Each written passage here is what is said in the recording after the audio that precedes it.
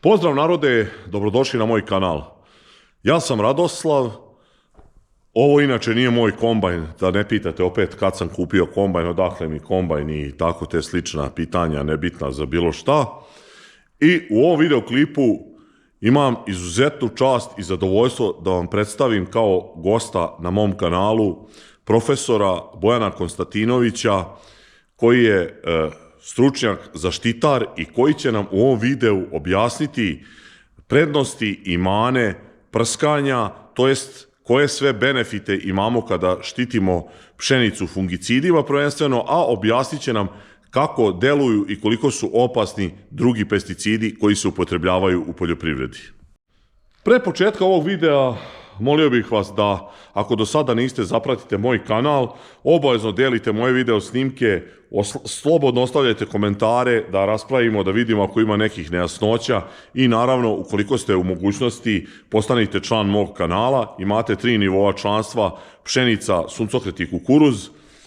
Tu će biti raznih zanimljivosti, a od prošle nedelje sam počeo i da objavljujem videe samo za članove, tako da eto, imat ćete priliku i to da pogledate i malo pravimo neke izmene na mom kanalu. To bi bilo to za taj uvod i najavu. Uživajte dalje i iskoristite priliku da nešto naučite od ovakvog eminentnog stručnjaka. Sa nama je profesor Bojan Konstantinović i on će nam sada sa strane struke objasniti, to jest razjasniti dilemu u vezi pesticida. Ko prati moj kanal zna da preko pola pratilaca stalno piše kako mi poljoprivrednici samo trujemo narod, kako su svi pesticidi problematični, a mene konkretno zanima šta bi se desilo ukoliko ne bismo koristili pesticide tipa herbicidi, insekticidi i fungicidi, da sad ne ulazimo u ove repelente i te. Znači da nam se ispriča koje su prednosti i mane korišćenja i nekorišćenja pesticida. Ako me pitate da li su pesticidi otrovi, da, definitivno jesu. Spadaju u štetne i u otrovne materije. Ali je vrlo bitno napomenuti da mnoge druge supstance koje svakodnevno koristimo predstavljaju opasne ili štetne materije, neke od njih značajno otrovnije nego pesticidi. Svaki dan sipamo benzin u naše automobile, svaki dan u našim domaćinstvima koristimo neki od onih deterđenata tipa Domestosa, koristimo deterđente za pranje sudova, koristimo skidač laka za nokte. Većina tih materija su, moram reći, mnogo otrovnije po čoveka nego što je otrovna većina pesticida. Ali, što treba uzeti u obzir, ako se supstance koje koristimo koriste na pravi način, ako se koriste na propisan način, u sve mere opreza, onda naravno ne postoji opasnost od trovanja ni operatera, a kamoli krajnjih korisnika. Pritom, pomenuli ste herbicide, fungicide i insekticide, ajde i tu da razjasnim. Znači, vrlo je jednostavna stvar. Kada se radi o pesticidima, za čoveka su najtoksičniji rodenticidi, koji služi za trovanje glodara, iz prostog razloga što su glodari kao organizmi najsličniji čoveku, to su toplokravne životinje. Samim tim, zaista tu se radi o izuzetno otrovnim supstancama, ali opet moram da napomenem da upravo te materije ima svaki podrum, svaka kuhinja, svako skladište, pri restoranu, pri hotelu i tako dalje. Sledeći po redu otrovnosti su insekticidi. Najčešće deluju na neke nervne impulse ili tome slično. Isto tako, insekticidi, znate i sami, koriste se u komunalnoj higijeni, koriste se u svakoj kući ako hoćemo se uzbijemo bošvabe, varuse, mrave ili tome slično. Nakon toga su fungicidi i herbicidi kao najmanje otrovne materije, pogotovo herbicidi, obzirom da služe za suzbijanje biljnih vrsta sa kojima čovek vrlo malo toga ima slično, i obzirom na vreme primene kada se primenjuju, primenjuju se na samom početku rasta gajenih biljaka, što ostavlja puno vremena da jednostavno svi ostaci herbicida koji bi se mogli zateći u gajenim biljkama praktično iščeznu. Kada se radi o samim pesticidima, vrlo je bitno pomenuti da ne postoje pesticidi, veoma teško bismo mogli da zamislimo život savremenog čoveka kakav je danas. Znači, za početak, kada se radi o pesticidima, zahvaljujući pesticidima, mi danas nemamo pojavu mnogih zaraznih bolesti kao što je recimo kuga.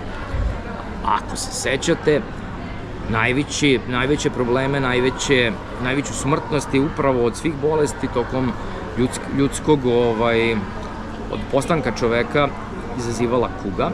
A kuga je bolest koju izaziva bakterija, a koju sa, recimo, pacova ili nekih drugih glodara najčešće prenose buve.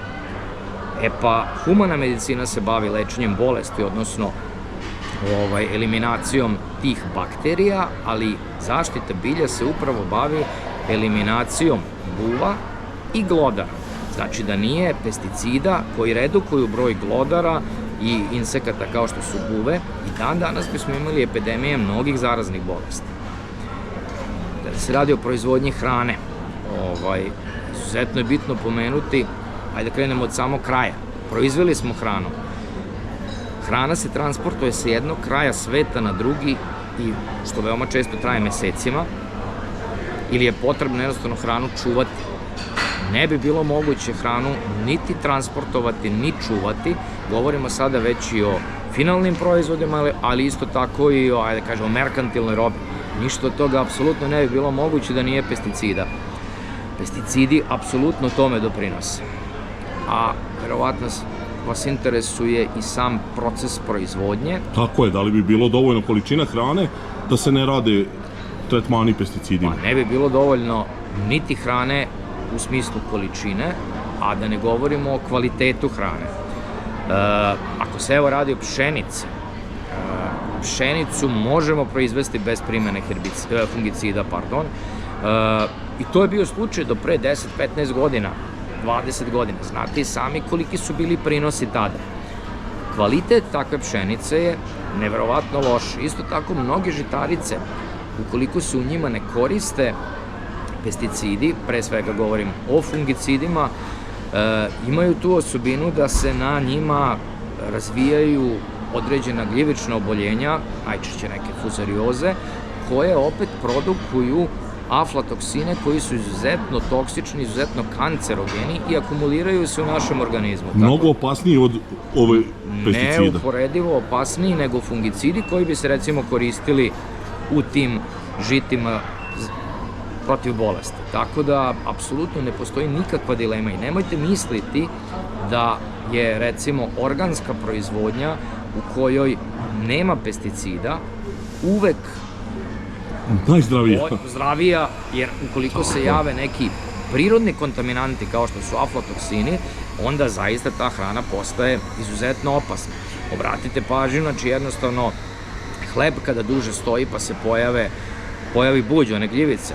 Veoma često se i tu radi o gljivicama, aflatoksinima i konzumacija takvog hleba zaista može biti izuzetno opasna. Znači sada govorimo onako neko najbanalnijoj stvari koja nam se dešava u kućama. Sad zamislite šta se dešava prilikom čuvanja velike količina hrane ili proizvodnje ogromne količine hrane.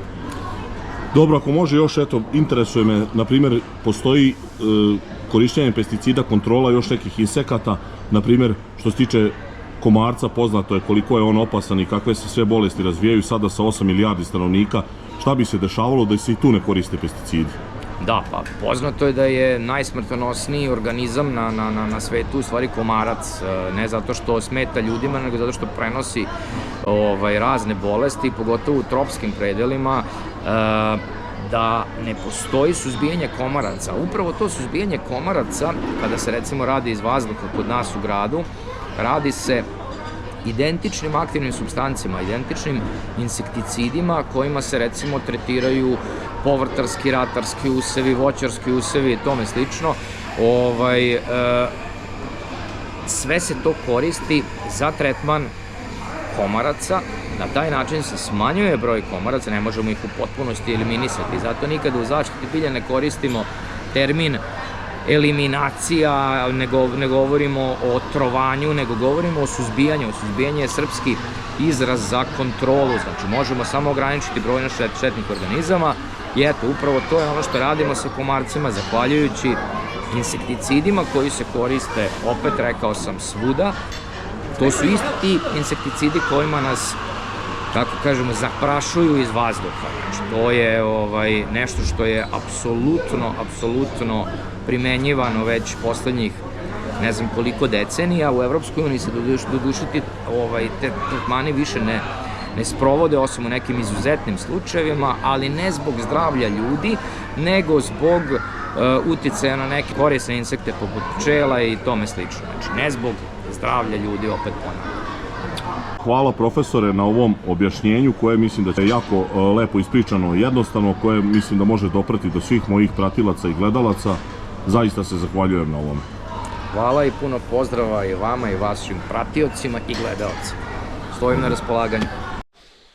Toliko za ovaj video, mnogo smo stvari pametnih čuli i ja sam naučio svašta, nadam se da ste i vi nešto naučili. Ovo je video bio jako bitan, edukativan i nadam se da smo konačno razjasnili neke dileme vezane za prskanja, posebno za zaštitu pšenice fungicidima, a uopšte korišćenje bilo kakvih pesticida. Hvala vam na gledanju. Još jednom, ako do sad niste zapratili moj kanal, obavezno zapratite, ostavljajte lajkove, komentare, naravno delite moje video snimke, time pokušavamo da razbudimo algoritam. Ukoliko ste u mogućnosti, postanite član mog kanala, uživajte, družimo se, edukujemo, vidimo se u sljedećem videoklipu, pozdrav!